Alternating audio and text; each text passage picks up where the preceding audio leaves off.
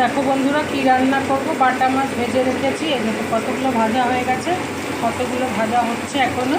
বাটা মাছের তেল ঝাল করব। এই মাছগুলো ভেজে নিই। মাছ ভাজার তেলের মধ্যেই আমি কাঁচা লঙ্কা কালো জিরে দিয়ে দিয়েছি। বৃষ্টির আওয়াজ পাচ্ছ বন্ধুরা? আমি তো জানলা বন্ধ করে দিয়েছি, তাও কি জোরে বৃষ্টি আসছে। আর এই যে এখানে শুকনো লঙ্কা বাটা, নুন, হলুদ আমি রেখেছি একসঙ্গে। এই তেল ঝালটা কিন্তু শুকনো লঙ্কা বাটাতেই বেশি ভালো লাগে। এই মশলাটা দিয়ে দিই। একটু মশলা ধোয়া জলও দিয়ে দিলাম। দিয়ে এবার এটা তেল যতক্ষণ না ছাড়ছে ততক্ষণ আমি একটু কষিয়ে নেব।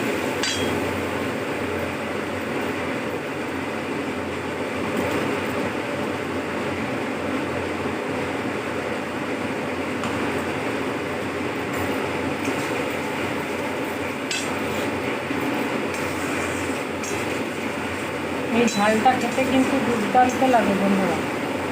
ইলিশ মাছেরও এরকম ভালো লাগে খেতে।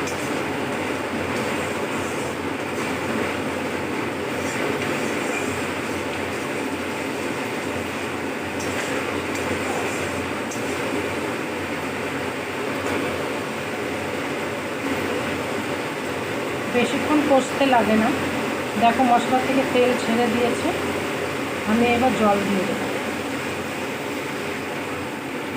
বেশি জল দেবো না, কারণ একটু মাখা মাখাই ভালো লাগে এটা খেতে।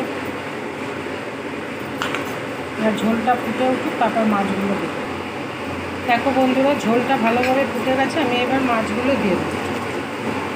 এবার ঝোলের সঙ্গে মাছগুলো একটু ফুটুক, তারপরে ধনেপাতা দিয়ে নামবে। বন্ধুরা আমার মাছের ঝালটা হয়েই গেছে। আমি এবার একটু ধনেপাতা দিয়ে দিলাম। ধনেপাতা দিলে বেশি ভালো লাগে।